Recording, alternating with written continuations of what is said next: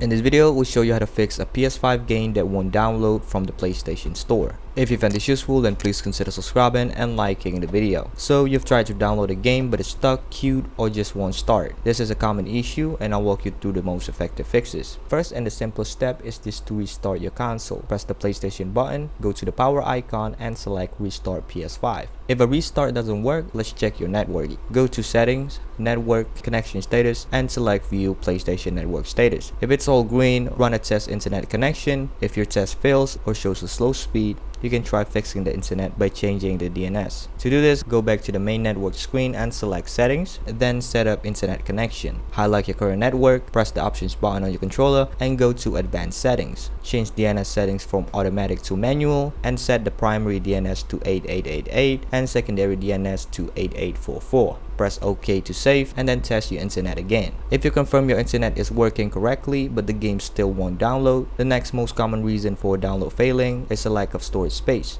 Go back to Settings and then now select Storage. Here, make sure you have free space on your console to download the game. Now if you're running out of space, from the storage menu, select Console Storage and then Game and Apps. This screen will show you a list of everything installed on your console. To free up space, check the box next to any game you want to remove. You can select multiple games at once. Once you've made your selection, select Delete to remove the games and free up space. Sometimes a download just gets stuck. Press the PlayStation button on your controller to open the control center and go to the Downloads and Uploads icon. Find the stuck download, select it and choose Pause. Wait a few seconds and then select it and choose Resume. If the download still won't start, it might be a license issue. Go to Settings again, Users and Account, go to the other tab, select Restore Licenses, and here checklist your games and then click Restore. And that's it.